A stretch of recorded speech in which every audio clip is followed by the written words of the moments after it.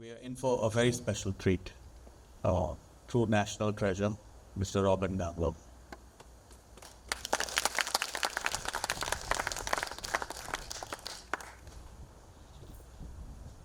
Thank you, Vivek.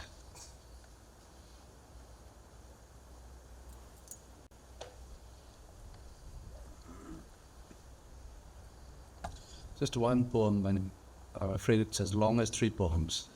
Bear with me. With the chronicle.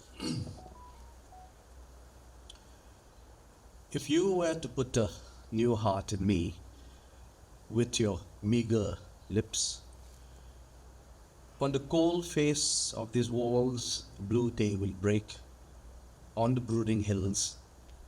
A dead wind will rise with spring, and a banished sun will be recalled from exile. If you would give me a new heart at the cruel end of my day. There are unfinished things burning in desire without love. These are eyes which gazed into hell's mouth and returned blinded. On every corner of earth, man sets up his governments and inadequate laws, his boundaries between hearts and territories, his cunning shops with which he hopes to dominate. So here begins the city of the fortune hunters.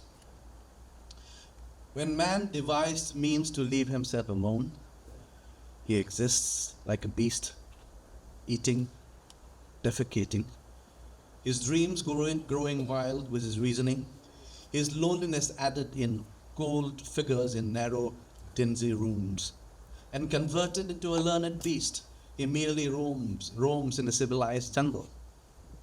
What happens to immaculate voices embalmed in pages of clammy rooms? What happens to learning and purist in streets and on pavements? My love, I've only inherited this foolish legacy even before we existed. Now, I tell you the utter truth of the same river which gives us voices and wets our eyes. I disclose the nakedness of our skin from leaves and feathers. I bear the latent music in our souls from birds in the sea. I am talking of the love we borrowed from animals, but not the sorrow we weave from our human bonds. When I tire of man's feats, his proud trophies, his patent discoveries and inventions, I return to the blunt end of desire, and like any solitary man who always searches when nothing comes his way, I live in dread of strange timepieces, vanquished by the day and quarantined by night. My love, an unknown presence, lurks everywhere, and neither prayer nor logic can drive the names away. So we return as rice and wine to earth, but think of me as your day and your night, not the day which begins with the clock's axiom, with traders and soldiers united by a collective desire, and merchandise carefully pressed and laid out like clothes, with guns cleaned and oiled and secured up smooth functioning, and butchers washing dried blood from their blocks into small rivers, with grocers renovating early vegetables. Restive as ants, everywhere man wants to plant his flag, for his phallic colossi, sprouting arrogantly from the bowels of earth, stony without passion, he even maims his own memorials.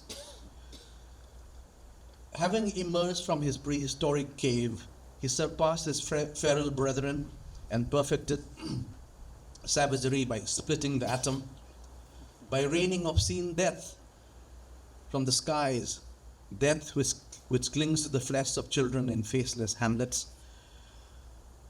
Bound to brutal history, which refines lying, man defers his lessons, and one hand never washes the other. So we continue with the hours beginning with torture and ending with rape. And after the dissolution of regimes, he meticulously exhumes his crimes with mass graves, punishing the killers he has nourished and rewarding the already senile heroes. But he turns his eyes away from starving children and wants to speak to intelligent beings by bridging interstellar gorges. So how far has man walked from his cave when, during his waking hours, he's trapped inside his buildings, in his own cages with mice, playing God with viruses and particles, inhaling the fetid breath of machines, and even his young are not spared when they are made to perform like circus animals before sadistic adults. But civilization throws ashes in his eyes, covering him in foppery, persuading him to cultivate the opera in evenings and sip vintage, to hang masterpieces on walls and dissect learned books, gentling his tongue until death sends his emissary, soliciting man's presence. And the animals draw near, bearing guns and grenades, and they wouldn't even reveal which century we're living in. My love, night flings its dark shroud across the hills, but we have already paid the price, the boatman. We know death, but our lives are dear, although the grim raven priests of time are wheeling above us. And in the mountains, with their great rains, your name grew out of earth, burning again in the heart of time. So I shall survive the storm of leaves and words.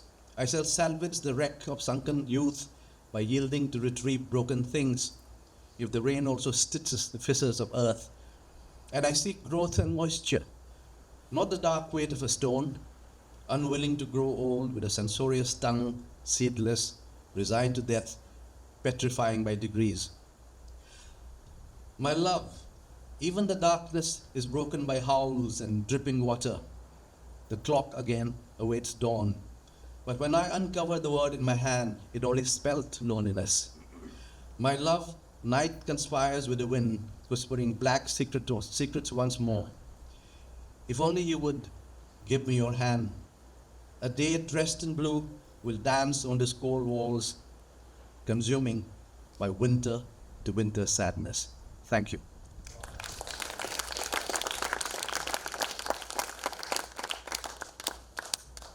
Thank you so much. What an interesting resonance between the conversation you had earlier and kind of this non-direct dialogue. Ranjit was talking about Bombay poets. We're poo-pooing the idea of Bombay poets, but one idea that is coming very strongly to me at this festival is, despite these various poets being grabbed by other narratives, that was a Shillong poet.